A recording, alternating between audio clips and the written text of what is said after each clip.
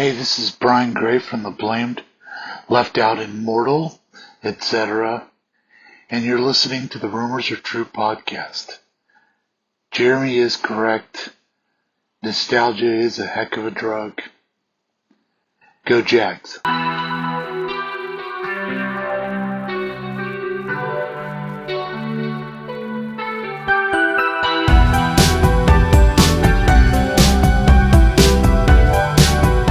Welcome, this is Jeremy Allen Gould, and I'm coming to you today to confirm between God and of man that the rumors you have all heard are true. I started this podcast to have a platform for the bands and artists that I've worked with in the past, as well as new musicians and artists that influenced myself and many others. The Rumors Are True podcast is an opportunity for the artists to tell their story their way. I'm still in the business of confirming rumors. I still love a good conversation, and I still freaking love music. So thanks again for joining me on this journey, and I hope you like what you hear. With that said, the rumors are definitely true.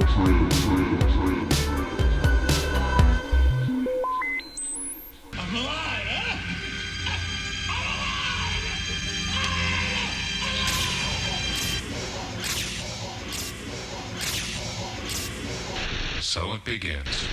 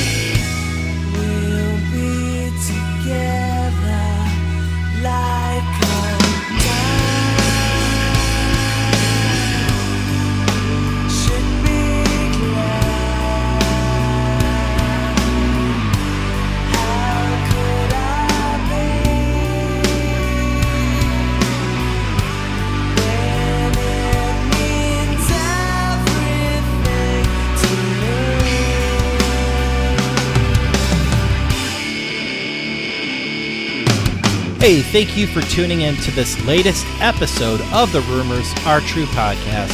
My name is Jeremy, and today I welcome the legend Jyro Lavilla.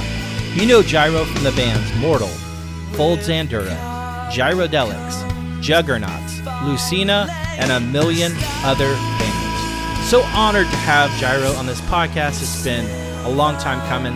It's just really cool to hear his perspective on his past, his present, and of course his future. So I hope you enjoy this latest episode with Jyro Lavilla.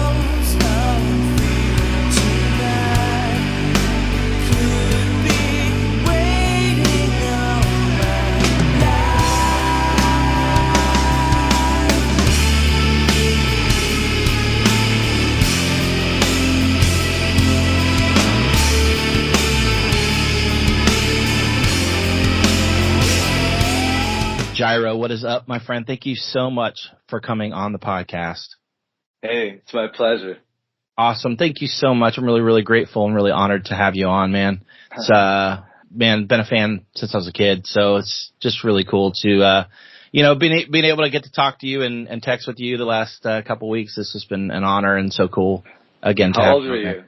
Dude, I'm 47. I was probably 16, 15. 16. Dude, where are you at? I'm in Jacksonville. Okay, yeah. Yeah, and I saw you guys at Murray Hill a million times. Wow. Yeah, dude. Every time you guys would come through, I would be there for sure. I never got to see Mortal. So right. Yeah. But Fold Zan around the time like we met Tony and yeah, Tony's great. Yeah. Does he still run that place? Yes, he is. He absolutely is. Yes, he absolutely is. Wow. Yeah, man, it's still alive. I don't know how, but it is. It's definitely awesome. not. Yeah, it was a really cool place. It still is got a cool nostalgic vibe to it. But yeah, man, it's very, very influential for me growing up and going to shows there. So, tell me, what's going on in your world right now, Jyro? What's new in your world? Well, I've got since around like 2022, I decided to actually get like an Instagram account. Yeah. So I didn't have any social media, and a lot of friends was just thinking, hey, you should start. I think there was a meme going around that says Jyro needs an Instagram or something like that.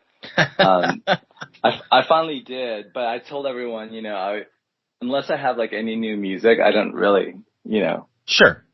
I have nothing to offer the world. And so like I started really writing again.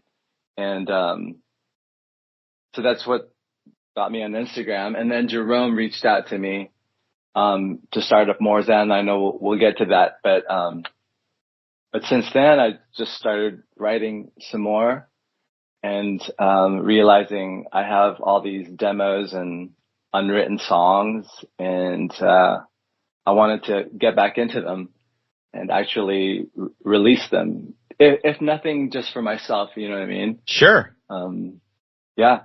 I'm sure everyone is excited to hear that. That's exciting. I know for myself, and I know probably many people who listen to this podcast. That's awesome, man. The world needs your music for sure. So do not feel like that's not the case, dude. Awesome. That's so cool. Were you living in California area? What, are you just staying busy out that way?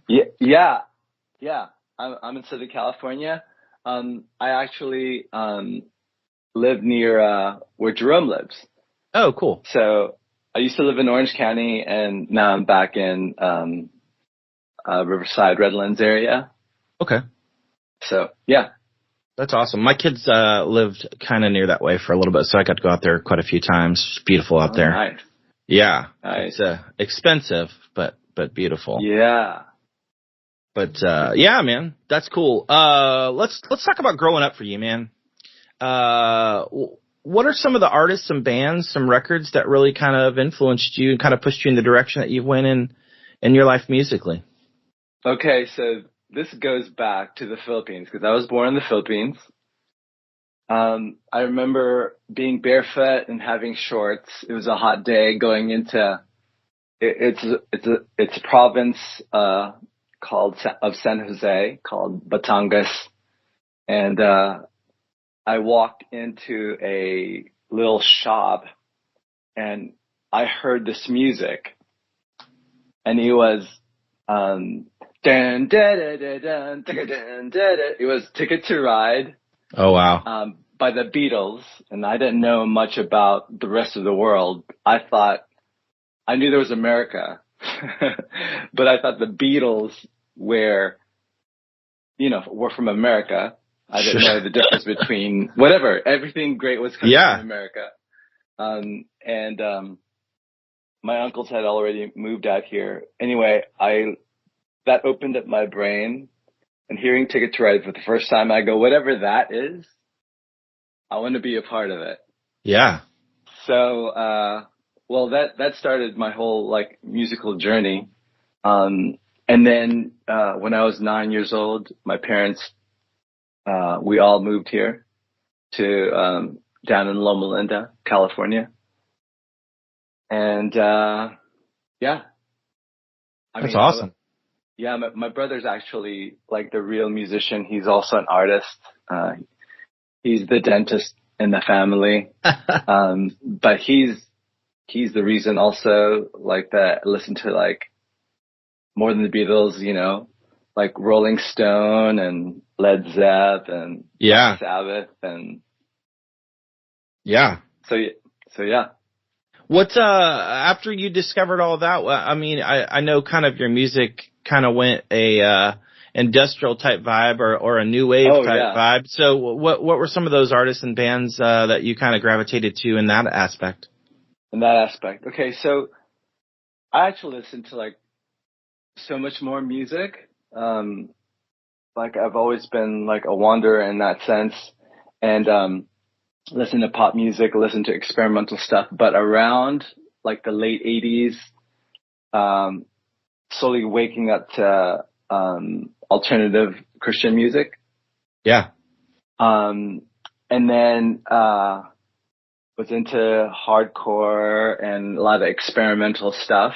And then I heard the stuff that was coming out of Blonde Vinyl around that time, like Dance House Children and Donderfliegen, I think was their name. And I started just writing songs. I was on my path to medical school, actually. Wow. I started music late. I started music when I was 25. Holy cow. And I started making demos. At first, everything sounded like Depeche Mode. Cause Not a bad thing. Not a bad thing. No, but yeah, my voice was like, that was like where I could sing. Well, if you could call it singing. Realized I really couldn't sing. And so I had lots of lyrics. I always loved poetry. Started listening to like early like Skinny Puppy, Einstürzende Neubauten, industrial stuff, but at the same time listening to pop music, Sure. Started programming, was early, like way before Logic. There was a thing called Vision. And then I really enjoyed doing that. Meanwhile, I'm taking the MCAT and the LSAT. Oh my God. I was pre-med, pre-law, English minor or whatever. And then I just started getting into industrial because it was like the easiest to make and I didn't have to sing. Yeah. Started making demos, shot those demos out, and then things happened. Yeah, absolutely. Let's talk about some of those first bands, and also too, when you're writing writing music and stuff. I mean, are you just do you feel like it's just coming out of you pretty quickly, or I mean, is it something that you felt easy to you? My brother and I had always been like writing songs, since we were in junior high. I don't know about easy, but I do know that I was into a lot of Rilke and Neruda, and I was writing those kind of lyrics. At least the poetry came sort of easy, and I started really getting into it. So I had these notebooks of like just poetry that I would write, and I heard some beats that I could make from the computer, and I just put poetry to those, and those were my early songs. I had some pop songs that were like ended up as Mortal Wish, and then all the poetry that I put over beats became eventually Mortal. Okay. Yeah. What other bands? You mentioned Mortal Wish. Was there any other earlier bands that you were part of? Actually, yeah. So I knew Jyro when he was 2 years old. Holy cow! Back in the Philippines, because both our parents were missionaries, and then they moved to Chicago, and I hooked up with them around college, and that's he was in different bands then, so I formed a band with him called the Boys Foundation. Oh wow! And I wrote some pop songs about people we knew, just some fun stuff. And then, so we reconnected in college.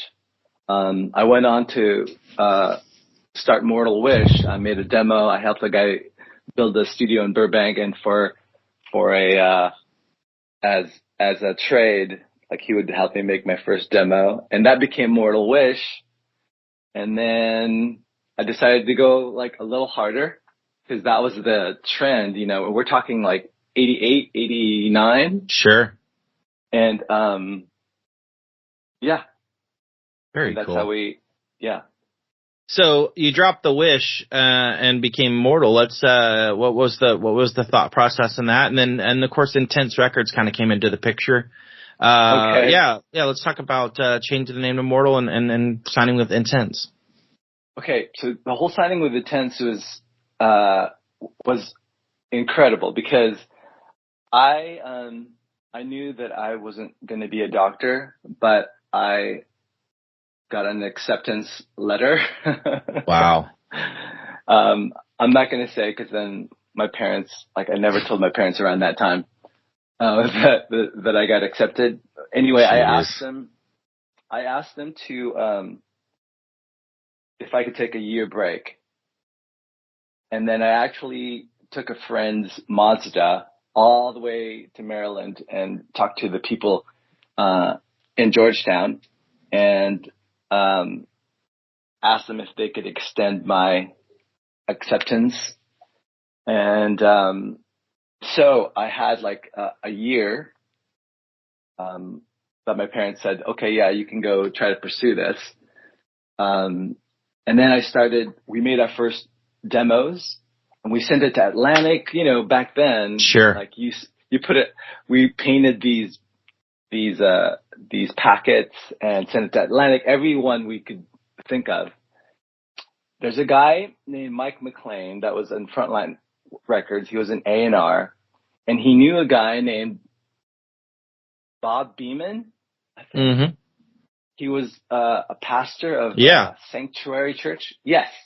Yeah. And Bob Beeman would stop by the office there, and Mike McLean would have a whole bunch of cassette tapes of demos that they'd received. I don't know how they processed them, but they would throw all these cassette tapes out for all these unused demos. Anyway, so Bob Beeman got a stack of tapes that he was going to record his sermons on. And he was about to record in one of ours, but you pop those little things and you can't record them, right? On those cassette tapes. And then he hit play, and he heard our demo. Wow. Which was actually in fleshed.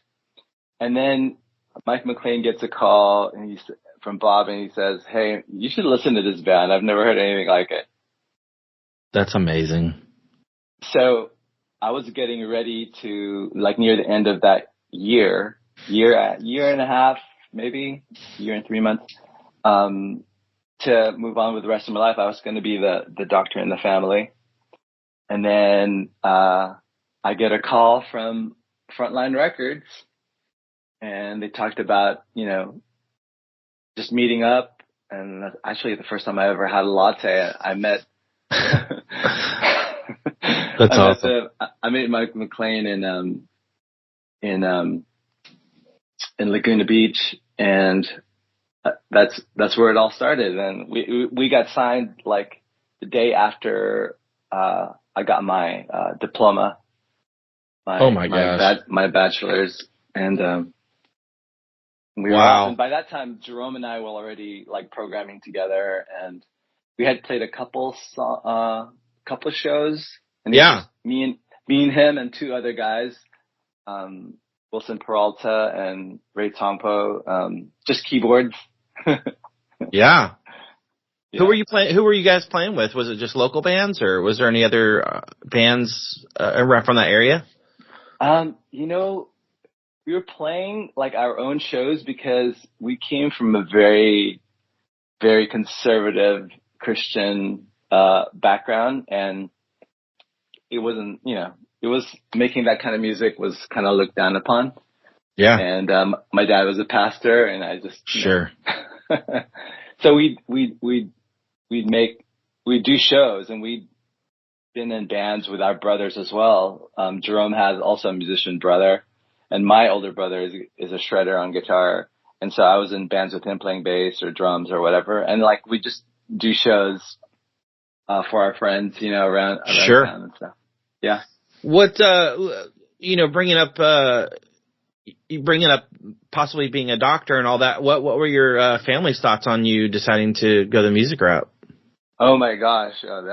That's a whole controversy. I mean, I think it took until like they could actually, because they didn't understand how you can make money being in a band. Sure. They just want you to have a fulfilling life and not to be broke and all that. So yeah, in fact, parents talked to my parents because, I was the one starting the band and saying, hey, so-and-so is like, I don't want them to go down like this wrong path. And they're starting to grow their hair and get piercings and shave their heads and grow dreads and, Yeah. But I told my parents, and I talked to their parents as well, and saying, hey, we love you and that'll never change.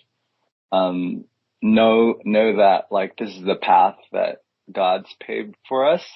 Yeah. Otherwise we wouldn't be here, and we had this opportunity. Let's just go with it. Let's just see what happens. And then, and then we signed to Intense, and I guess the rest is history. Yeah, man. So you sign obviously with Intense, and you start working on the Lullus record. Let's bring me through the recording of that record and kind of what that was like being in the studio. I would assume for the first time in terms of a real studio. What was the recording of that, and maybe some memories from that time?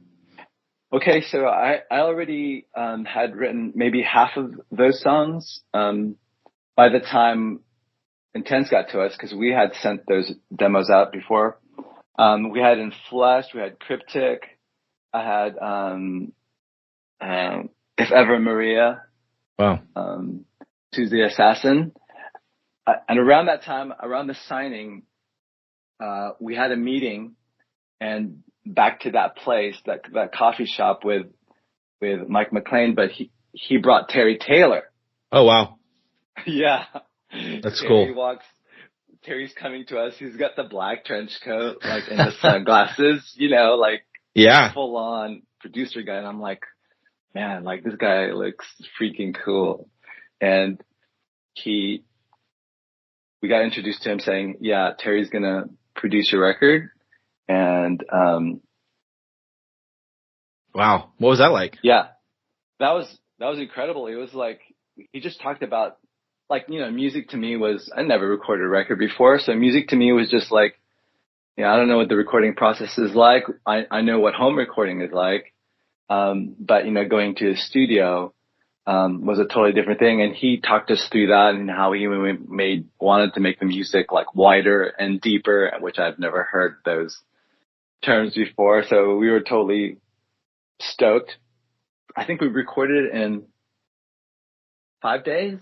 Wow. That's incredible. So I brought my computer and all my gear, and we went to used to be Frontline's Studio B Studio, which later became the Green Room that Xhan took over. Yeah. Yeah. So that was and Brainstorm Artist was just starting there. But yeah, so we were in at the Green Room for 5 days. Put my amp in the bathtub there in the little, because that's where we mic the amp, and I had like a Zoom thing. Like, it sounded terrible, but you know, we had to do it really fast, and so we started tracking on that desk through those speakers, and it was honestly it was a blur, but Xhan was super great.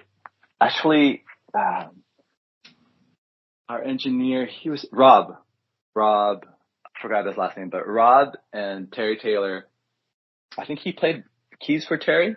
Oh, okay. PA, I think. Rob Watson. Okay. Yeah, he also arranged some strings for Rescinding.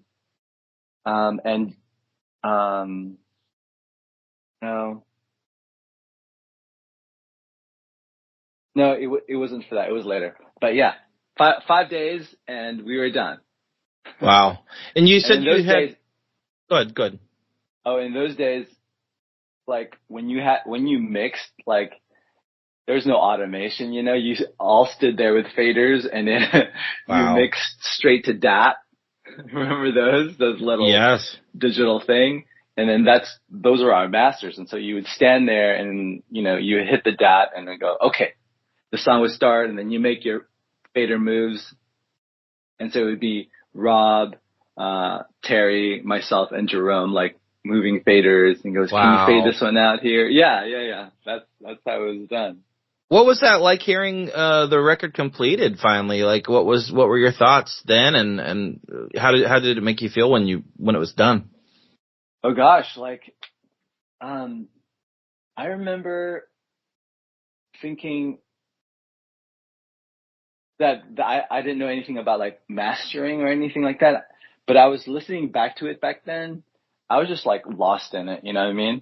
Yeah. And I couldn't. But by that time, by the third day, I had already lost my voice because I didn't know how to sing properly. Plus, I was, you know, yelling at the top of my lungs and those songs. And Jerome has a much higher voice, so he has a higher tolerance for like yelling. And so I had no voice left, but like my heart was full. Yeah, that's cool. It was just amazing. Yeah, absolutely. How do you feel about it now, looking back on it? Well, after a while, I mean, I think we made a lot of changes as far as like how we recorded things, you know, obviously gear. But looking back at it now, I don't know. I just wish I had like a better like guitar tone. But sure. And I wanted to do some stuff with it, you know, like musically that obviously it's your first one, so like sure. You hope that, you know, it goes well. And then I was listening to a lot of 4AD stuff, Cocteau Twins, and I loved the 4AD like artwork, and that's how Lullus came about. Oh, that's cool. Yeah. I didn't realize that. Now that you say that, it makes sense. Yeah. It's crazy. Like, I asked them to make that logo and make this crazy artwork, whatever. And there was one song, actually, Rescinding was going to be that song. I wanted to sound like My Bloody Valentine. Yeah. But it didn't quite get there. And you know, anyway, yeah. I enjoyed it, and we started playing shows with like the early like Prayer Chain. Oh, cool. Yeah. But I know we'll get to that. But yeah, Yeah. it's it sounds like it is, you know. Like I think we recorded like around the same time as like Pretty Hate Machine, Nine Inch Nails' first one. Yeah. And I don't know, started hearing it on the radio, and it was kind of That's crazy. exciting. They played it on K-Rock. I remember them. No way. Yeah, I remember someone, a DJ on K-Rock saying, "This is called Christian industrial music," and it was in Flesh, you know. Yeah. And it was an exciting time. That's wild, for sure. Yeah. What did you feel like the record did pretty well once it was released? Well, I don't know. I guess so, because you know, we started getting invited to these shows, and I was trying to figure out a way to perform it live. Yeah. And that's where my head was at. Like, I didn't know about all the other stuff. I know we did like some in-stores, and the moment we started getting shows and seeing the reaction from people, that's when I was really started getting excited. But you know, it's like, you don't know. Like, we signed for one and then an option of 3. So if the first one didn't do well, they wouldn't re-sign us. That's how it went, at least for us. So it obviously did well enough. Yeah. Yeah. That's awesome, though. That had to make you feel good, though. Yeah. Yeah. What, you know, obviously you mentioned playing with the Prayer Chain. What other bands were you guys playing with at that time? What's funny is like, Mike McLean flew me out to Cornerstone around the time we were doing the album, like soon after. And I got to meet, back then he was Rommel Domkus. Oh yeah. Alan. Yeah. And I got to see a prayer, Crucified show. And soon after that, one of our first shows that we ever did was, down on Laguna Beach at this little tiny club. And it was a set of shows that Tim Tabor had put together. And I remember the Crucified had played it, Scattered Few played it. People were like on the roof of this club, and it was going crazy. And there was like a scene happening that, all of a sudden I realized, like, gosh, I'm part of this scene. Yeah.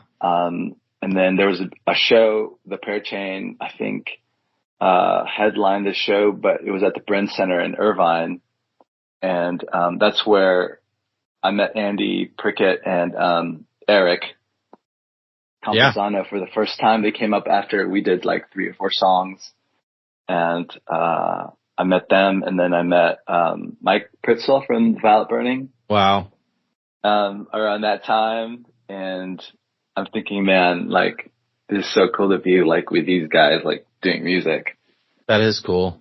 That's amazing. Yeah. So the record obviously comes out. You're playing shows. You start working on Fathom. Let's talk about the Fathom record. You know, obviously a departure in a good way, like in terms of just a little more, probably a bigger budget, I assume, and maybe, you know, a lot more to play with. Let's talk about recording that record and your thoughts, memories from that time, for Fathom.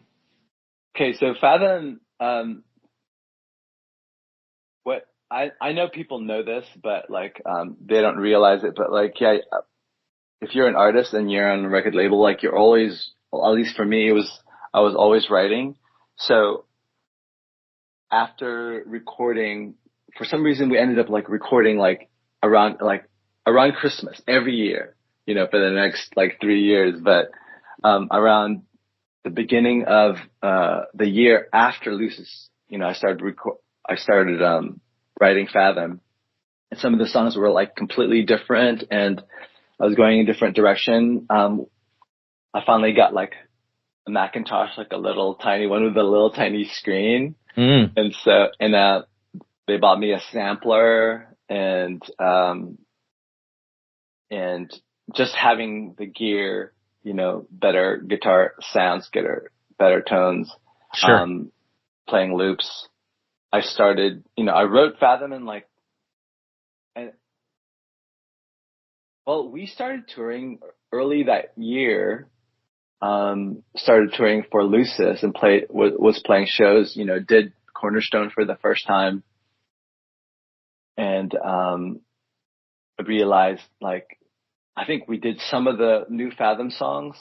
Oh wow! At Cornerstone, because between after Lullus we did Gyrodelics. Oh yeah. Remember after the Yeah. riots? Oh, that's right. When the riots were happening, we were in the studio, and we had to get locked down in the studio in Garden Grove because we couldn't go home. Wow. And I sampled from TV, what was happening in LA and all the riots. And, we did Gyrodelics, which we did also at Cornerstone the first time we played, with some bands there. There was like a 2 a.m. rave or whatever that we were a part of. That's nuts. Yeah. So we did Gyrodelics, and then we did the Intense Live. Oh, yeah, absolutely. And was Brian on that, Gray? And, well, the first one was just we didn't have a drummer. Oh, wow. Brian Gray wasn't until, Fathom. Oh, okay. So after Cornerstone, I started writing Fathom, and I knew we were going to start recording. We did a short fall tour. And then I wrote and programmed Fathom in 2 weeks. Wow. That is nuts. Knowing that we were going to be in the studio. And then, first time actually, we had a little bit more time, obviously. Sure. And, first time I actually wrote and, in the studio. Oh, wow. Yeah. So there were things like, Bright Wings in the studio. I had a loop, and I got to meet, the guys from, the guys from, Gene's label. Oh, no, there's a hip hop band, Freedom of Soul. Sure. Oh, okay. Freedom of Soul. And, he helped me with loops and stuff like that. And then, Rob Watson was back, and, Terry Taylor was back for that one as well. And then Gene would drop by every now and then. And in fact, on Fathom, on the CD, there's that, middle of the night, laughing fit that we had. Yeah. Of Gene saying some funny things. What was the recording of this a lot easier than the previous time? It sounds like you were more prepared, obviously. And did you feel just more comfortable, more in the zone? Yeah. Plus we got to stay there, upstairs during that time, upstairs above the studio. So we didn't really have to leave. And I would spend my time up there, finishing up lyrics. And I was, I had sort of a few months of touring, so my voice was a little better. Yeah, it was just, I think we did that one in maybe 2 weeks. Wow. 2 weeks. But yeah, I think Gene was the guy for that one. So yeah. It was Gene and Terry. Yeah, Gene and Terry produced that one. That was, and it was learning from them. That was also so much fun. Yeah. Realizing these guys are giants, but really funny people and just good friends. And that's cool. Yeah. Do you feel like, you mentioned, Pretty Hate Machine had come out around Lullus. Do you feel like a lot of the secular bands and all that was influencing Fathom? Oh, I think so. Everything that was coming out of Wax Tracks, cause I finally got to go to Chicago and go to Wax Tracks, and, yeah. I met some people from Jesus People USA. Nice. And got to know the people, got to meet Glenn Kaiser, at Cornerstone. And so, being able to go to different places in the United States instead of just being stuck in California, because I'd never, toured before. So being able to tour across the United States was influenced a ton, and the kind of songs that were coming out of us were the kind of songs that I thought would work really well live, you know? Yeah, absolutely. That's cool. How did you feel about the record when it was done, and how do you feel about it now? When it was done, I was really proud of it, because I remember going to mastering and, doing the whole album, from beginning to end, like seamlessly, and the kind of stuff that we were coming up with. In fact, near the end of it, there was one song that didn't make it because I wrote it too late, but it had that certain sound, and that was Paradigm 1, which ended up on Wake. Whoa. So I wrote three songs that ended up on Wake during that time, but we already had lots of tracks, and we were running out of time. That's crazy. So, and when I look back, yeah, that's the one everyone remembers, because from the artwork and the people that I met at Cornerstone and the influences that other bands that we had seen live gave to us, most notably like the Crucified, being able to tour with them, and Scattered Few, being able to play with them, like that informed that album really well. And looking back on it, like, that's pretty much the one, you know? Yeah. Are you proud of it? Yeah. I'm proud of that one. Turned out the way it should. Dude, I will say that Jill Sent Me song is probably one of my favorite songs of all time, for sure. Oh gosh. I mean, I love that record overall, but that song is so hauntingly beautiful. I listen to it probably 2-3 times a month. Just such a yeah, I'm not even kidding, man. Thank God for Spotify. But I mean, it literally, it's just one of those songs that's just mesmerizing to me, and always has been and always will be. But I mean, I overall love the record just overall, but yeah, that's just the one song that just really connected to me. So yeah, this girl, Jill Marr from Chicago. I met her through Jesus People USA. And she sent me the actual cross, and around that time I was going through some stuff, because there was this thing, like, you were a band and, you're sort of like evangelizing, but then you were also in a band and you're a guy, and then there's these girls, and then I realized, like, the whole music business was like completely flawed too. Sure. Because it was just business. And then, when that, and I'm sure we'll get to this, but like, there's things that were happening that were, you'd be on the road for like 10 months and like you wouldn't see anything, going in debt as a band, and you're living in these vans for months, and like, and you go not home, making money. Yeah. You're not making money, and being, I was getting in debt. I was paying for everything, like for the tours, for vehicles and gas and all that. But so there was a lot of stuff going on around that time that informed like those songs, and I felt like Jill sent me, literally, like, she had sent me in a letter like this green slate cross that I wore, that I really wanted to quit or do something else, because it was just taking the toll, and then, my parents obviously, my cousins were in med school, and some of them were getting out, and they drove BMWs, and, I'm this guy like with really like no car at home. I had this busted up van. And how did you feel?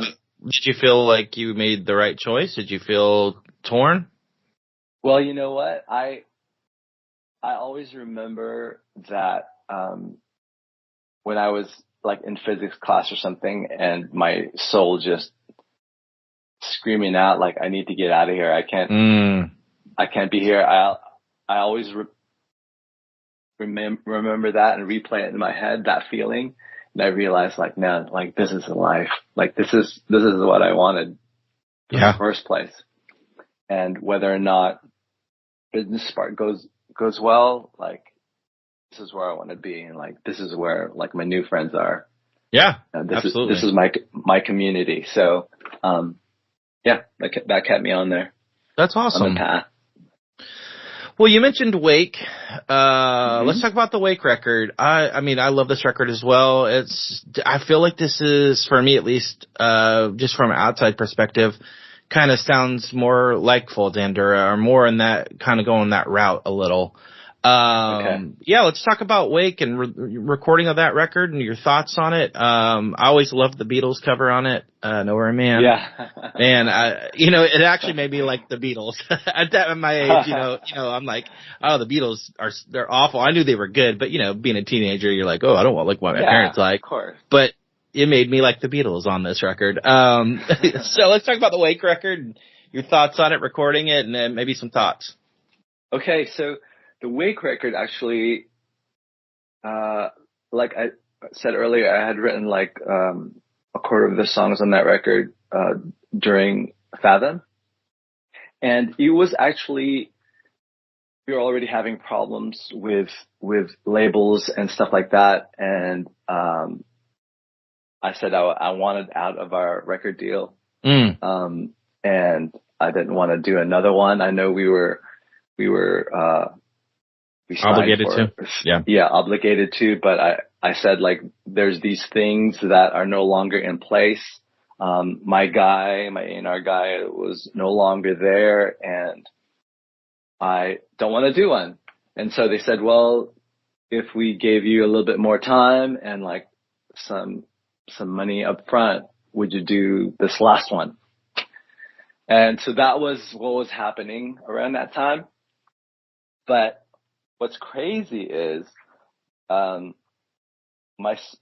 song, Sold. Yeah. On that, which, was my critique of what was happening in the Christian music industry.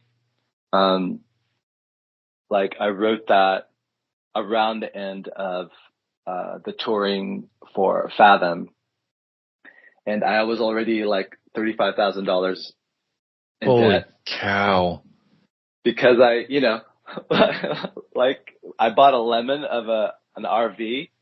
Short story is like I left it on the river outside of Memphis on the side of the road because it broke down. God. And I just abandoned it. Took the license plates. Jeez. Rented cars, but that was one of the few mishaps that happened to us, and all on, credit cards. And so that's, some of the money that I asked for went towards that and better gear. We recorded Wake, was listening to a ton of, Jane's Addiction. Wow. That's why Ocean Full is like, has that certain vibe. Ed Benrock and Troy Yasuda joined us for that one. And became like a full live band. Like they're actually already touring with us before Wake came out. And I was writing songs with them and then went into studio with those guys after having toured, which is a totally different, different vibe. And then I knew, we were going to be at Cornerstone again, and we went to Cornerstone. I think you were supposed to not go to Cornerstone more than like twice in a row, but we went there like maybe 5 times, all throughout into Fold Zan era. And so I knew like those were the people that I was, writing for, were the people that I met during the Fathom tours. Sure. So we did some great songs. Like, I was going through like personal, problems and new complications with relationships, and so those were the kind of stuff that was happening. I had been listening to My Beloved Valentine. Oh yeah. And actually wrote my Fold Zand stuff before Wake. Really? Yeah, because I wanted to go I was at Tom Fest. I was at the Gorge and Stevenson at Tom Fest there with Mikey Bridges. Love Mikey. Yeah. And Tremolo EP had come out. And I listened to it and I'm like, oh gosh, I'm going to drop everything. and this is the way I'm doing it. In fact, I wrote When Carla around that time. Wow. Yeah. Before Wake? Before Wake. Wow. I already had demoed a ton of that stuff out. And, but Wake was like our obligation record. I don't know. I thought it turned out great. Yeah, it's a great record. We got to go to the big studios that Frontline had, and got to see automation. And so everyone was not standing around. And Mark Rodriguez was getting really good at his craft. Yeah. And yeah. It's good. Yeah, I mean, you said it was an obligation record, but how did you feel about it when it was completed, and how do you feel about it now? But when I'm recording and doing music, I mean, it's obvious that isn't an obligation at all. So like when I'm lost in that, like I'm as happy as I can be, and I thought it turned out great. I thought maybe there were some songs that didn't need to be on there, but I wanted to, to put everything in there, and I was going to work with Xhan again, and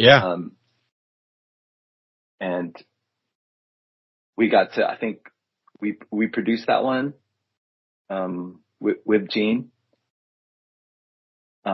We had a lot of artistic freedom. Also around the time we did one song for Mike Knott and Xhan's Bleeder. Oh yeah. Bleeder was a song that we put on the Browbeat. I love that song. That comp's so good. That comp is so good. Except for like on the CD, bro. Like the CD that I got, the track that was supposed to be our song, Bleeder, was Mike Knott's song, Crack. Oh, they switched them? Yeah, it never got on some of the CDs. What? Yeah. Dude, that sucks. I remember getting the CD and playing it in the van, and you're like, oh, our song is next. I wonder how it turned out, And then it's like, weird. This is Mike's song. It's like, it's not even on there. It finally made it on there. Yeah, dude. Speaking of, today, I think he passed away a year ago today. Yeah. Yeah, what were your just on a side note? What did that mean to you? What did he mean to you, and what was that like for you when he passed? Well, I wasn't close with them, but I know that we ran into each other a ton during rehearsals and through other people, mainly through a guy named Chris Lizotte, who's a great songwriter, and I remember playing bass on one of his projects for Metro One's label, which Chris Lizotte was A&R for back then. Crystal Lewis's label. And that was the only really connection I had with him, except for I remember sitting outside like a club talking with him about music. I just remembered like the vibe you got from him, and you just wanted to be that guy. He was just such a cool dude. Yeah. Yeah, he was a rock star and like great voice, great talent, great artist. And well, for me, he was always around. I mean, LSU was one of the first like cool bands that I listened to. And I thought it was I think the last time I saw him was when he did a eulogy for Xhan's funeral. Wow. And that was the last time I'd seen him, and to be at his funeral, it's just, crazy. Yeah. Yeah, that hurt. Yeah, I'm sure it did. Well, thanks for being transparent about that. Sorry to spring that on you. I just thought of that when it just clicked in my head, and I was like, oh, I think that was a year ago today. So, yeah, absolutely. Let's talk about the next record. Obviously, Wake comes out, and is this another obligation record, the Pura record? Is that kind of the same vein, or? There was just some extra stuff. That was actually before Wake. Was it? And I thought so, because I remember doing that first and going more like organic with Wake. That was one of the last program things that we did. I got you. And Wake's more the band. Yeah. Right. And I think I meant Pura to be the last one before negotiations made Wake possible. Oh, I gotcha. Yeah, so Pura was going to be the one that what was recording like that record like, and what like you said they were kind of just, were they B-sides? Is that what you're saying? No, I always do like a lot of instrumentals, and I just thought, like making like another dance record would have been cool with some of the lyrics that I had. I remember I was listening to a ton of like big beat stuff, Orbital, Chemical Brothers around that time. And that's huge. Yeah, and so I had a ton of like programs that, I thought people could enjoy hearing, and so that's where Pura came from. And Jerome, programmed a ton for that one as well. So that was fun to see, and to hear his work. So how did you feel about it then, and how do you feel about it now? I thought it captured like some of the tracks, like I really enjoyed.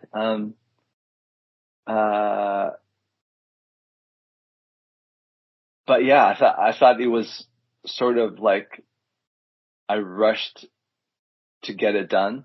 And then because there was another one that I was making for 5 Minute Walk. Oh yeah. The self-titled one. That was the one that I really wanted to put out. And I did all that stuff around the time I did Wake. Wow, man, you were just churning them out. Yeah. So the 5 Minute Walk one, let's talk about that record. Is that which one's that? I didn't remember that one actually. It just says Mortal. Oh, that's right. It is self-titled. That's right. Yeah, self-titled. Man, I enjoyed making that. I remember watching a movie with one of Ray Fiennes' first movies called Strange Days. Oh yeah. And that informed that record a ton. And I was doing a lot of programming. And Frank Tate from 5 Minute Walk, he was also managing the Pear Chain at that time. Yeah. Yes. Said, hey, do you have anything? And we were already done with Frontline Records. Do you have anything that you want to put out, under this moniker? Because I was already in was starting Fold Zand. And I go, well, I have this, and I have these collection of songs. He goes, yeah, give you a little budget, and we'll put it out on 5 Minute Walk. Wow. I love that record. Like, there are so many songs on there that I loved. Like, I was always programming, so that was a fun record. Just out of curiosity, I'm obviously you had a link with Frank. Was Tooth and Nail kind of interested as well, or was that just kind of that just happened to be the label you went with? Yeah, because we got to know him really well, and I knew who he was. Dime Store Prophets was there. Masaki was there. Yeah. And it was just a cool label to be connected with, Yeah. Great label. Yeah, great label. That's awesome. Yeah, I mean, that was such a cool label at the time that I think they were really forward thinking, in terms of the way they, promoted their bands and stuff. That's cool that, you got to be a part of that label's legacy as well. You kind of mentioned the Fold Zandura kind of, permeating through that time frame. What led to the end of Mortal and the beginning of Fold Zandura? I know you kind of said you were writing the songs beforehand, but what made the initial what made the change, and where did you come up with the band name Fold Zandura? Gosh. So after we played Nashville, wait. Okay, so I ended Mortal, this was around the time Mercury came out, and I love that record. Starflyer. Yes, I saw you. Around that time. I saw you in Morgantown, West Virginia. You were playing bass for Starflyer. No way. That was so funny. So we followed the prayer chain in their van and their trailer in this pickup. And it was me, Jeff Cloud, and Jason. and Jason Martin. And I played bass, so, we had his gear in the back and this 810 Ampeg cab that I would be sleeping right next to. And then when Jeff Cloud would turn a corner, he's a crazy driver, first of all, you're going to die. I always thought I was not going to live to see another band on that tour. Anyway, you'd get crushed in this by the Ampeg cab. Oh my! As you turn corners, and I don't know, that was a fun time. And around that time, I was going through some, obviously Mortal was over, so I knew that there was just starting over again. Was going to be a difficult thing. And, but I had these songs, and, I was at a festival at Vineyard here in Anaheim where the Violet Burning was playing, and there's a whole bunch of bands playing. Remember Raspberry Jam? Yeah. There was a ton of, tooth and nail, artists that were playing this festival, and one of them was a Sight Unseen. Mm-hmm. And I had these Fold Zand songs that I was trying to demo out, and at the end of the set, Jerome went to the drummer of Sight Unseen because he was a basher, he was incredible, and that would be Frank Lynn's. Whoa! And he said, "Hey, we're starting a band, we're starting a 3-piece.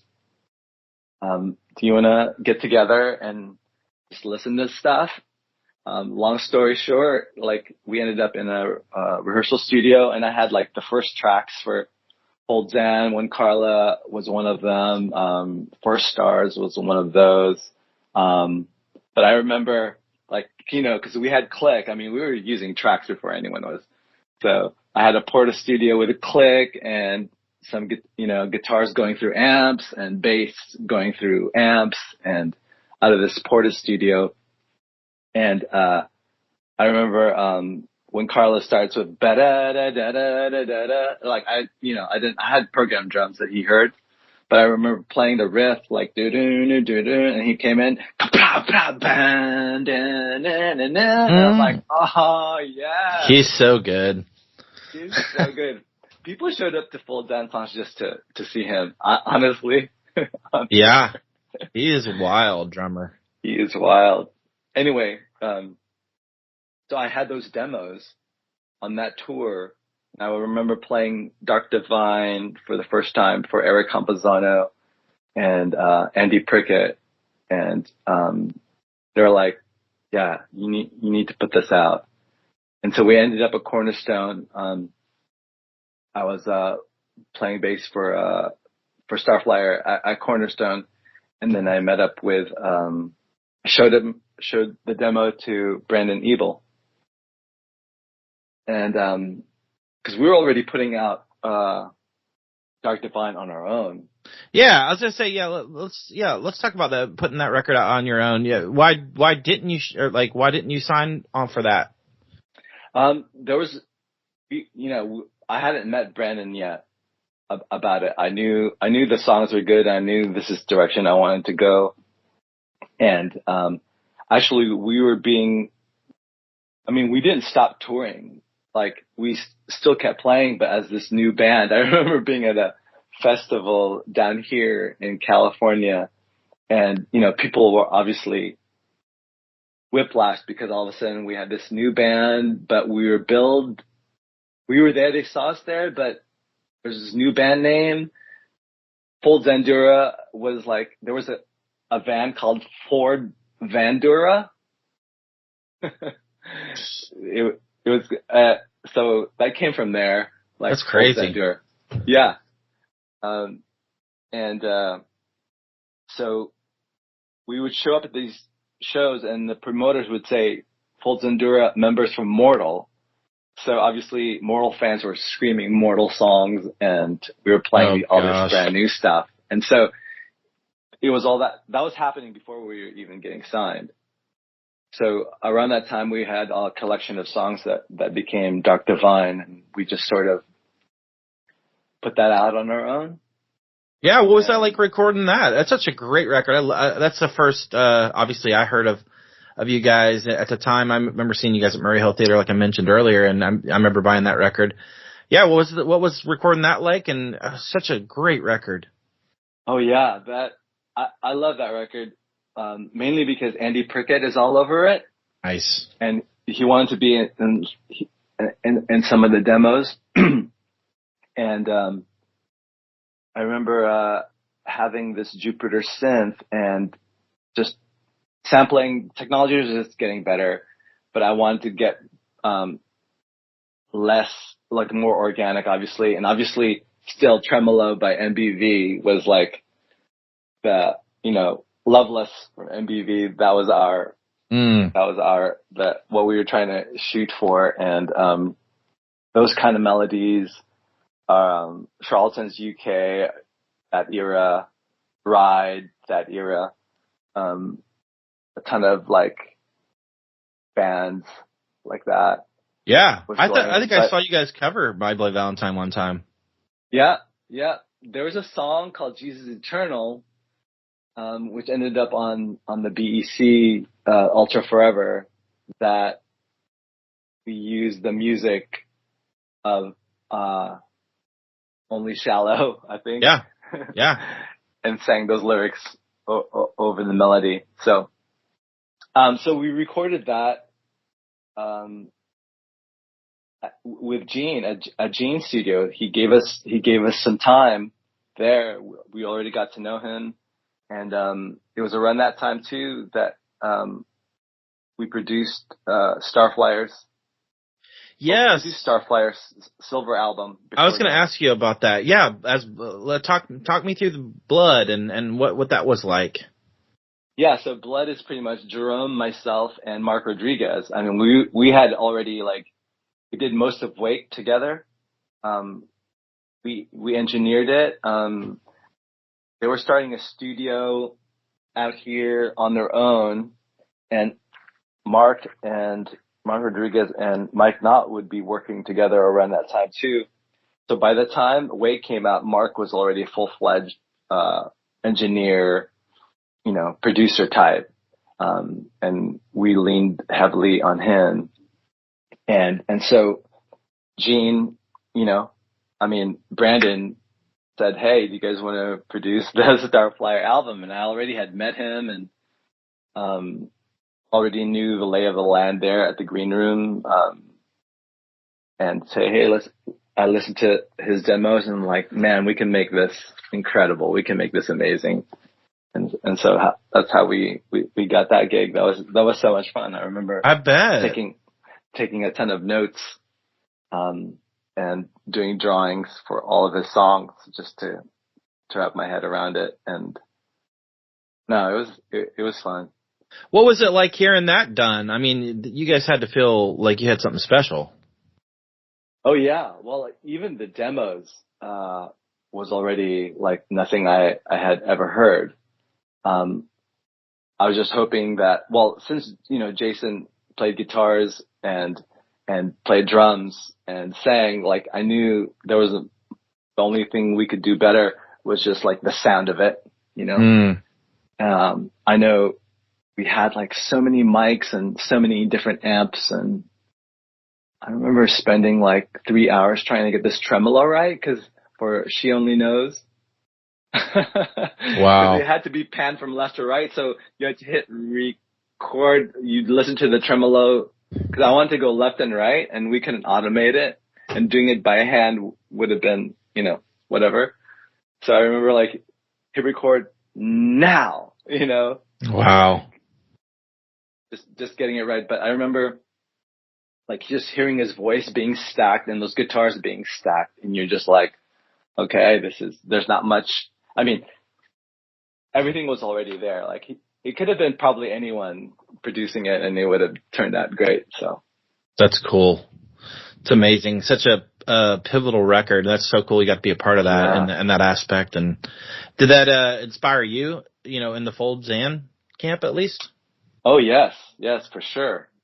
I mean, I was already writing Fold Zan songs around that time.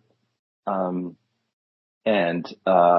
guitar tones were like everything. So yeah, I'm pretty sure I'm positive it informed like the Dark Divine, the first self release that we did. Yeah, I mean, it definitely sounds like, yeah, like you saying that with the guitar tones and everything. I definitely can see that. You know, with your, you know, when you put that record out, how did that do for you guys? I know being, you know, an independent essentially. I know you guys were hitting the road pretty hefty at that time as well. You know, did you feel like you did pretty well not being on a label, which is crazy at that time if you think about it? Oh yeah, right. Well, you know, we did a final farewell tour with Mortal, and I paid. I think we made $350 because everything went to the debt. We paid off our debt. Well, that's a blessing at least. Yes, at the end of our show, our final show with Prairtain, actually, at Azusa Pacific University, and then we knew that we were going to keep touring. Because back then, you know, like you called people and you know, made friends and you advanced like all these dates. We knew we were going to be touring more. And so we needed some product. And so we recorded that as product. And so make t-shirts out of it and stuff like that. So that was one of the main things, but we already had those songs for Dark Divine. And we were also being courted by, so we weren't stopping touring, but we were being courted by Goatee Records. Wow. That'd have been big, actually. And it was around the time also, Beeson from Sublime, was talking to us. He's friends with, Tim Tabor. Tim Tabor was actually, our manager, became our manager. I love Tim. And that's how we got like some songs on Return on Sublime. Yeah. Why? And was that basically? Was obviously Tooth and Nail or BEC at the time? Were they wanting that as well, or why did you decide for Sublime? Yeah, that was pre talks of being on Brandon's label. I remember he was starting that label up, and and Xhan wanted to work together again with us, and I knew I wanted us to produce it along with Xhan. And while we were all our early demos after the first Dark Divine record, the first Fold Zandura release, the one that we released independently. Some of those songs ended up on the Return EP the Sublime had. But I was writing some more songs for Ultra Forever.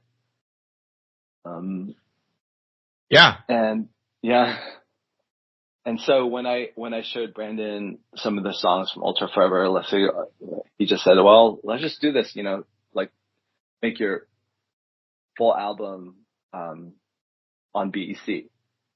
Yeah. Why not tooth and nail? I mean, what was his mindset on, BEC I know is, basically tooth and nail, but, it's definitely a route. What was the logic with that? I think he had, a deal with EMI Records, to distribute the BEC stuff. So all his, like, I think Jeremy Camp ended up on BEC as well. So more like mainstreamy stuff. Okay. Would end up on the BEC label. And I go, oh, why not? And like, why not tooth and nail? I go, well, he thought that it might do well with like the EMI partnership. Yeah, that makes sense. Yeah. Absolutely. Well, you mentioned Ultra Forever. Yeah, let's talk about that record. Obviously on BEC, great record. Everything about it, artwork, all that is just top notch. Bring me through the recording of that and your thoughts on it and memories from that time. So I remember not stopping in the studio. Brandon gave us like a pretty big budget to do that. We got to work at studios. I remember that one of the studio that Xhan had picked, we got to work with, the studio boss there. I guess, it was in LA, and, it was the first, like, other than Studio A that Frontline had, that was like, and they had like synths, and they had like proper drum room, and it was, it was in LA, like, it felt like the big time. It felt like a big time. And Xhan was also obviously always getting better, and he, recorded it and mixed it. And we had been touring those songs already. Yeah. So by the time I got to the studio, like, Frank was a beast. I remember there was, a song that he wanted to put like reverse drums on, and he notated these drums, his original one. And then when, flip the tape over, you can't just hit reverse on your WAV file.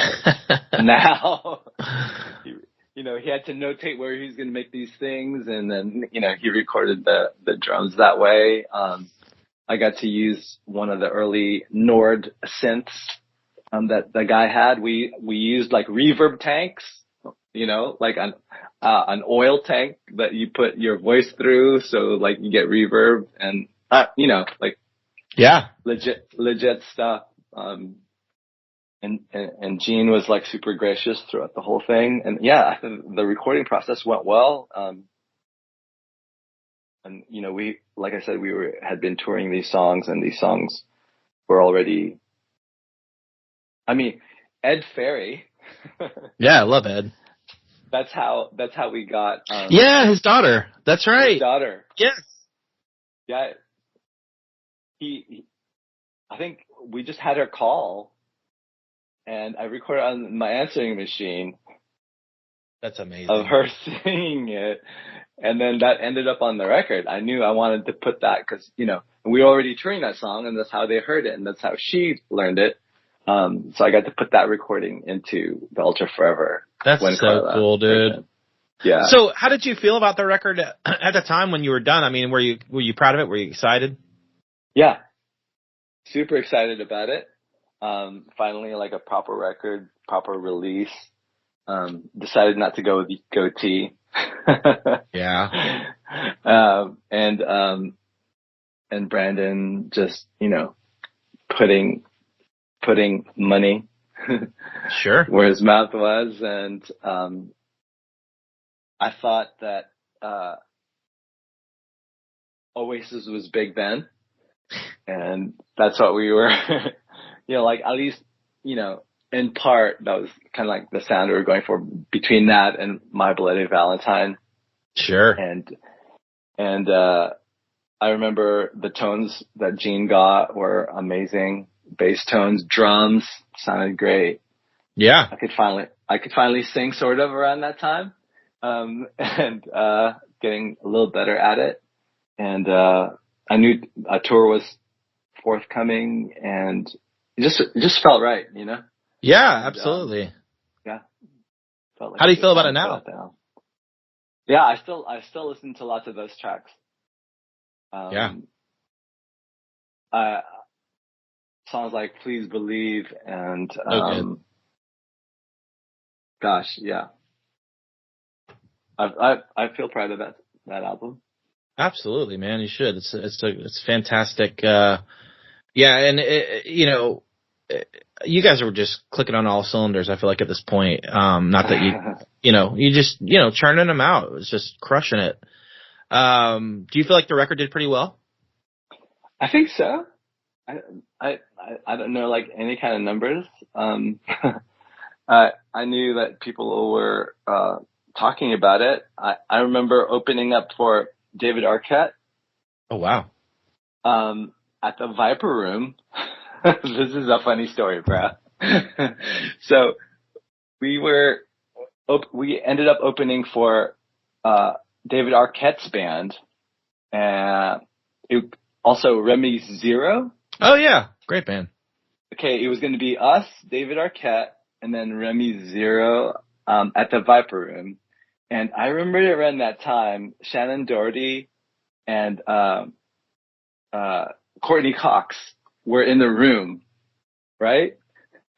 And we were playing, we were opening, and Jerome, was playing bass, and he saw Courtney Cox and Shannon Doherty like in the front row. Wow. To see us, because like they weren't going to come see us, but like I got up on stage and I go, we're the best band you're going to see tonight. So wow. You might want to come up. Like I didn't know, Yeah. And so like people were coming up, and then we were playing a song, and I remember Jerome, like he decided to flick a pick. Oh God. Like the full rock star thing, Yeah. and I remember hitting, I think it was Shannon Doherty, like in the head. Oh God. That's incredible. It was so funny. That's but hilarious. Yeah, he was that era of time. We also got to open up for John Taylor. Wow. Duran. Yeah, the bass player. Wow. Bass player. It was around that time. I remember playing the Roxy. And, wow. And with them, and then CC DeVille from Poison. Like approached us and said, "Hey, I want to manage you guys." What? Yeah.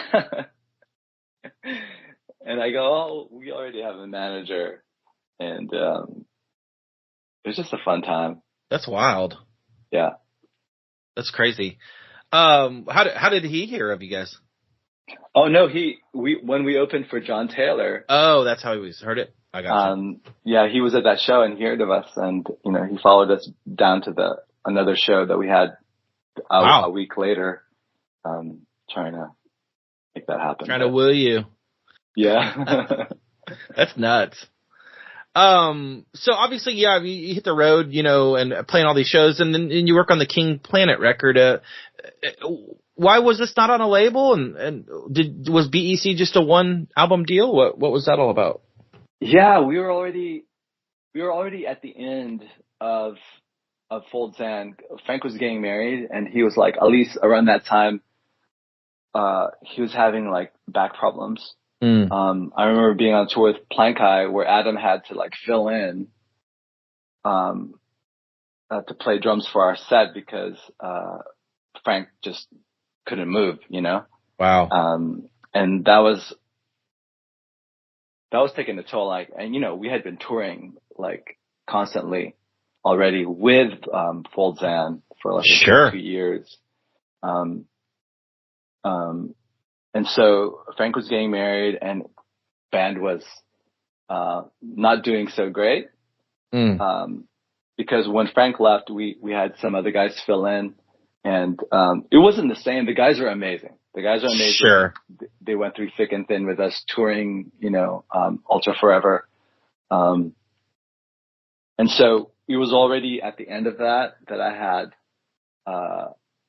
King Planet, and it was just me and Jerome in the studio, and we knocked that one out. It was just me and him, and we mixed it and everything, and just put it out, and then it came out. I actually did that, Juggernauts, and New Engine in the same. Oh my gosh! In a few months. Wow. So King Planet, came out on Metro One. Yeah. Because I started working for Metro One Records. I had gotten married, and I knew Okay, so at the end of Fold Zand, we were up in Portland on the way down, and our van breaks down. Long story short, Jerome had to stay somewhere in the Cascades, I forgot what town, to wait for our van to get fixed so he could drive it back. Mm-hmm. Meanwhile, I rented a car and drove the rest of the band down south with my wife and with Carla, and we knew that it was we were at the end of it, and Jerome started to look into working for Microsoft around that time, and ended up playing with the Supertones. I started producing, worked for Metro One, and then he joined Switchfoot. Yeah, around that time, and they were about to get kicked out off of their label. Wow. And then obviously history said something else, which is a good thing. Yeah. Such a great band. That's nuts to think that they were going to get kicked off. That's wild. Yeah. Well, you mentioned the Juggernauts record and the New Engine. Let's talk about those briefly. Okay. Juggernauts being on Metro One as well. I love this record. It's so good. It's so chill. Bring me through recording that and kind of your thoughts on it and how you feel about it now. My thoughts on it were I remember having to go in a closet because I lived in a tiny 400 square feet apartment to start out with, and but I had newer technology, and I recorded guitars in this box, with whatever, and just making a ton of loops and yelling in a closet. Yeah. To record vocals for it. I remember it was pretty fast because, I was working full time for Metro One. So I was doing that on my part time. And since I worked for the label, it was easy to just release it. But I also had the songs that were a little heavier, and more programmed. Juggernauts came out. There's a song called The Light on there, which we did live. Morzan did live, and I think I'm gonna re-record it actually. Oh, cool. But yeah, there's some songs on there that I still really love. Yeah. I thought it sounded great. There's probably some better things I could have done with it.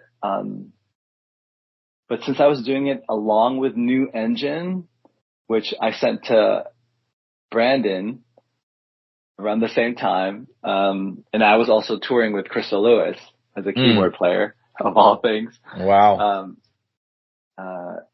And Brandon really liked New Engine, and so that came out soon after that. Why didn't that come out on Metro One? Only because of Brandon. He was interested in it, and Metro One was more hip hoppy. I like it would have been. It was going to be my first Tooth and Nail record. Oh yeah. Yeah. So it came out of the Tooth and Nail umbrella. Yeah. So you obviously recorded all three of these records kind of at the same time. Was there a vision in terms of like just being able to, the new Engine, you're like, hey, this is going to be a Mortal record, or is this, like, why was it a Mortal record? Why wasn't it a Fold record? Like, what was the thought process there? Well, I thought the songs were more, Mortal. I had that more vibe, but like, it was like, for me, there has to be a story behind, like, if I do an entire album. So there was like this sci-fi story in my head that I had lyrics to, and it was in that vein, and the sounds that came out of it felt like it would have been a Lost Mortal album, but more electronic. Yeah. And when I sent a couple songs to Brandon, he really liked it. He gravitated towards it and he goes, hey, let's put this out under Tooth and Nail. I'm like, okay. Yeah. It's pretty fitting, in my opinion, at least. You guys probably should have been on Tooth and Nail from the beginning if it was around, I know. I know. Just overall, you guys have just, yeah, absolutely. So, that was kind of a nail in the coffin, obviously, for Mortal as well. And, yeah, so after those records kind of came out, next was the Lucena. Was that next? Yeah. Lucena, the Mercury Light EP? Mercury Light EP, correct. I remember the first time I had written those songs, I was already on my own. I was no longer working for Metro One. And I had met up with some guys, mainly Tyler Chester and Dan Bailey, who were huge Fold Zand fans. Yeah. So by now Jerome is fully been in Switchfoot, and I was like kind of just doing my own thing, like producing Crystal Lewis records and like doing stuff on my own. And then I hooked up with these guys and we wrote, a ton of songs. I remember clearly I was writing those songs around the time right before the house market fell apart, and also music in general, like the music changed. Yeah, the industry was like really changing to streaming. Things dried up and budgets were like cut to like 1/10 of their size, and we were really like sort of struggling. And then we did one EP, did a few shows with Lucena, but around that time too, Tyler was getting married, and it wasn't something like that we could tour. Sure. Things were changing, and I don't know. It's just we were just thinking more of like what was possible with it, whether how we can make it work with family, like with babies coming up and things like that, and it just didn't work out. So yeah, absolutely. How do you feel about the EP? Oh yeah, I really enjoyed it. Wish I had more time doing it. I think it informed what I ended up doing like years later, which is now. Meaning like learning how to, mix and master and stuff like that. I like some of the songs on there. It was kind of sort of a dark time in my life, and sure. And no, Lucena EP has that kind of nostalgic feeling. Yeah. And I still have some songs that I eventually want to release. Very cool. From there. That's awesome. Yeah, man, really good stuff. I really enjoyed the EP, and I definitely would love to hear, obviously, what you have, to put out in the future regarding that. Let's talk about the Morzan reunion recently. What was it, a year or so ago? Wow, that was just out of the blue, out of nowhere. Talk me through the shows and kind of what brought that to, and maybe what the future is for that. Awesome. Yes, I will. So when Jerome has a baby or is sick or his wife needs something and he can't tour, over these years, I've been filling in for him, with Switchfoot. Okay. And we met those guys, back during Lullus days in Minnesota, Sunshine Fest. Crazy. So we became good friends with those guys. So every now and then I'd tour with them. So Jerome, calls me up. He texts me and says, "Hey, what do you think about just starting a website where we could put old merch or CDs or stuff like that, just to make income here and there." Sure. And so he goes, I know how to build a website. And I go, and I had been thinking about releasing something, or at least, getting online, because I didn't have an Instagram or anything like that for years. At this time I was a music director at Saddleback Church in Lake Forest. Oh, yeah. Yeah.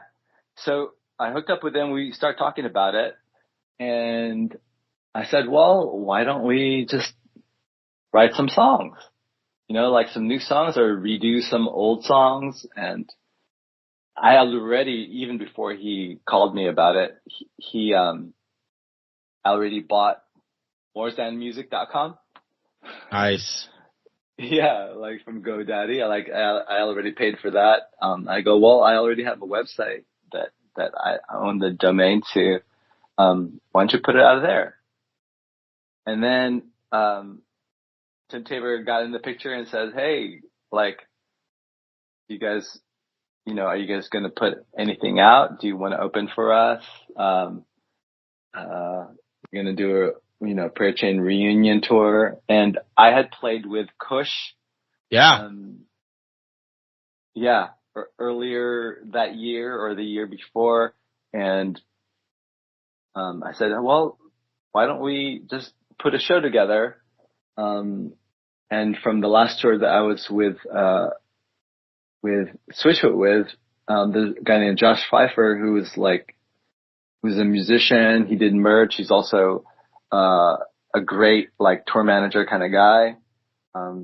Decided at the end of that tour, hey, let's do a More Zan show. Let's just do it. Let's just and Tim wanted to put it together. We were going to do one in Orange County and one in Nashville. The other one didn't quite work. But yeah, we decided to, record it live and maybe hopefully put out something. And around that time, my dad was having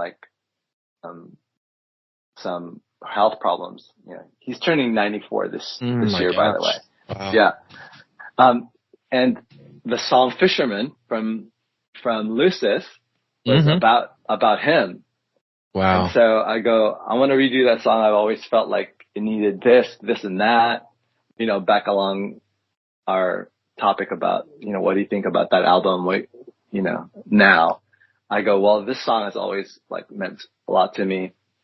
I want to re-record it. Let's just see. And then I'll start an Instagram account and we'll call it More Zan or something like that. And so it kind of came together. We released that as just a song just to see what people would think. And then we built a show around it, along with some, Fold Zan stuff, Avalanche from the King Planet EP, to start off the show. And after Fisherman, Avalanche actually was the first thing I reprogrammed. And, I go, well, this sounds like it could be a good set, Yeah. With Avalanche, Deep Surround, Paradigm. Yeah. Wow. How was the show? It was fun. A lot of people came out for it. And putting it together was kind of a blur. Yeah.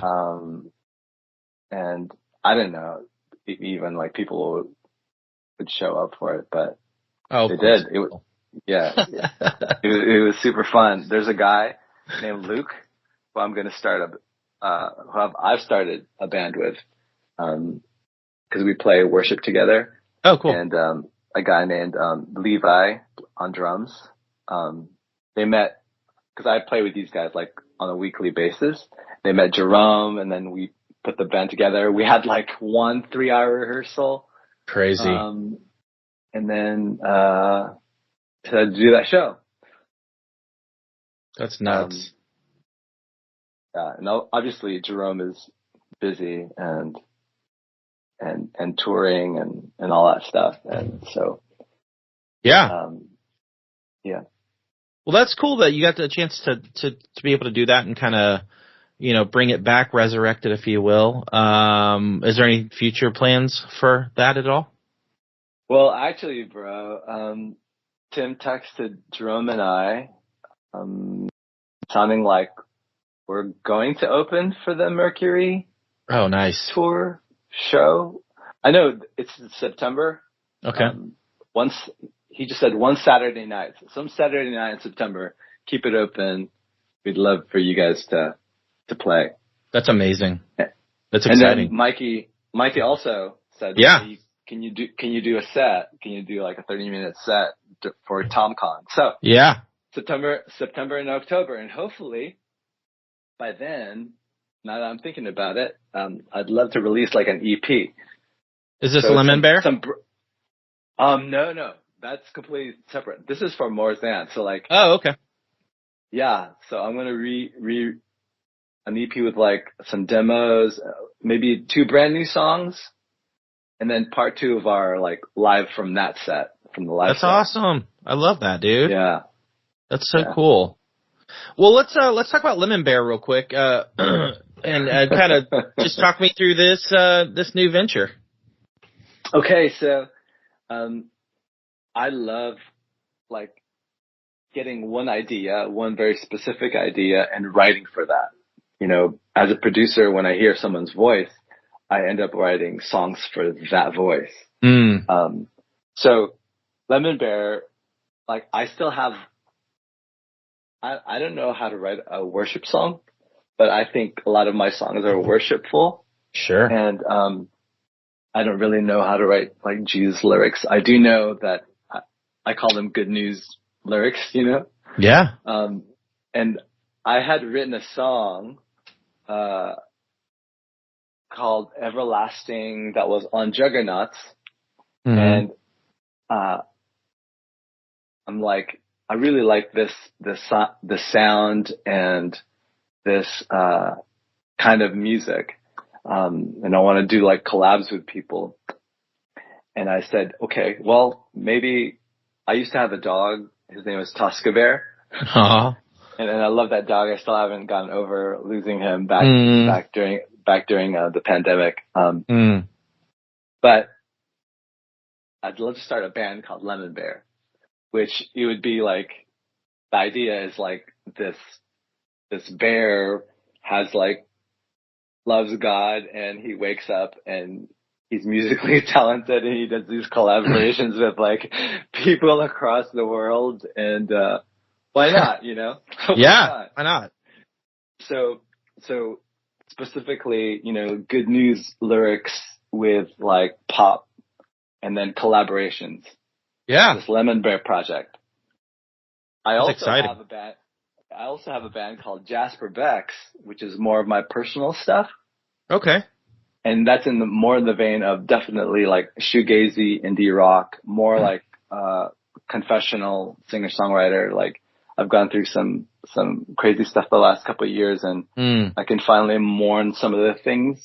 Sure. With this music. So there's that batch. And of course there's More Zan, Lemon Bear, and then I have one called Now Electric. Jeez, dude. Now Electric, with all my like demos from Mortal Wish days and some songs that I've never really released. Wow. Just like kind of anything goes. I have some covers, some Beatles covers, dude. I have a brand new cover. I'm going to hit up a friend to collab with me, of Let It Be. Oh, wow. Yeah. yeah, so that's now electric. And then an ambient project called The Bryn Mawr. So yeah, I have about 15 songs. Well, let's just say 3 EPs. Holy cow, dude. Before the end of this year.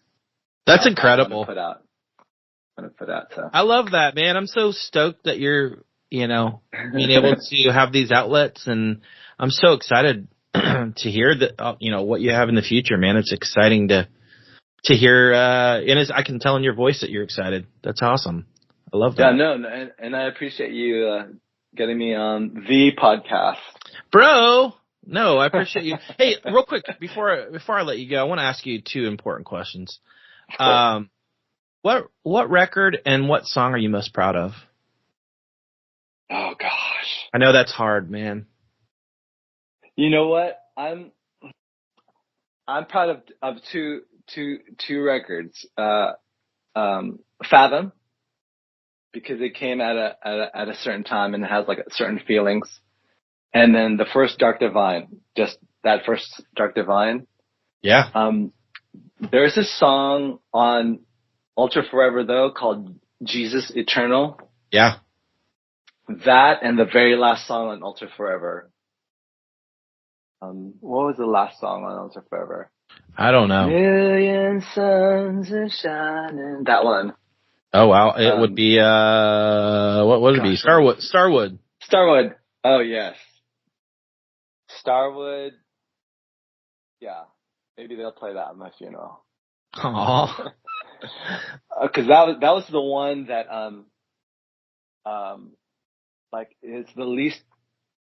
I remember being at a ranch. We were playing somewhere with Fold Zandura, outside of a city at a ranch overlooking this space, and before Ultra Forever was coming out, and things were happening in my life, and I was about to get married, and I wrote Starwood, and it came so fast. That's awesome.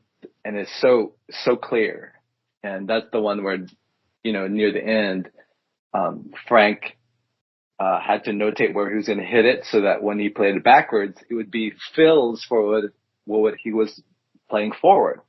Wow. So I remember clearly working with Gene Eugene on that song. But bro, so Starwood at my funeral. And there's some songs coming up for Jasper Bex that I'm like super already excited about and proud of. That's amazing. Let me ask you this too. How do you feel about your impact on the music scene, the Christian alternative music scene, music in general, just through Mortal and Fold Zandura and everything you've been a part of? Just kind of your thoughts on how you feel about the impact you've had on it.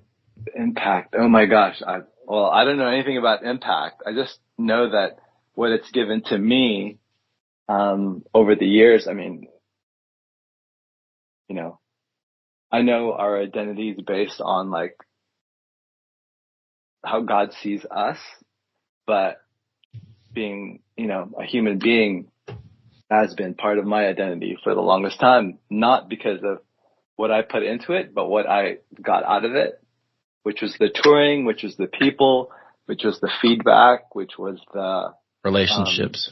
Relationships and then letters that we get, like they were healed at Mortal shows and those kind of things. And, obviously knowing people through all this time and, friendships that along the way. And, I guess, and I guess they're making that documentary. So we'll see. It's really exciting. What the impact is. And I feel like, as long as music still like breathes and I still have something to say and God has something to say, like I'll always be grateful for those years and hopefully for years to come too. So yeah, man, I love that. That's eloquent for you to say that. I know you can't predict the future, Jyro, but what does the future look like for you? Sitting in front of a computer for hours on end. Boring. No, I wanna take my band Jasper Bex live. Yes. other than every now and then with more Xhan, because I know those guys, Switchfoot is recording a new record. They're trying to finish it, and I know they're going to be touring that, so I know Jerome's going to be busy. So we'll see. So that's what the future is, and just like, just new music coming out to look forward to. Yeah. Jyro, man, I've really, really enjoyed this conversation. So honored to have you on, man, and just, get to know you over the last couple weeks.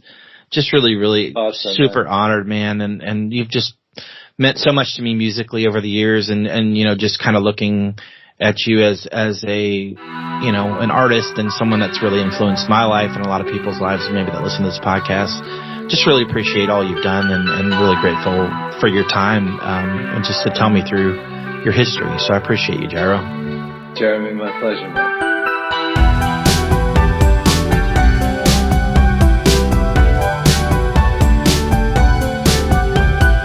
Hey, thank you, listener, for tuning in again and again. I really, really appreciate it. So honored to have you along this ride. So thank you for that. If you'd like to add me on Instagram and Facebook at The Rumors Are True Cast. If you'd like to like and subscribe, you know the drill. I do have merch available if you're interested through merchyeah.com. There is a link in the link tree on the Instagram and Facebook. So if you're interested in that, appreciate that.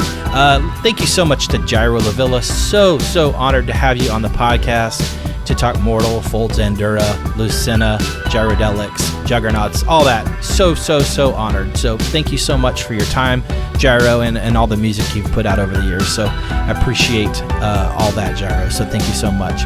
Got some incredible artists on the horizon. And you know it, guys, nostalgia is still a heck of a drug.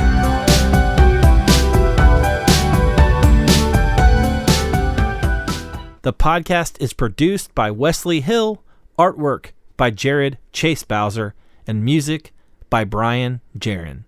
This episode is dedicated to the memory of my dear friend, producer, and man of many talents, Brian Jaron.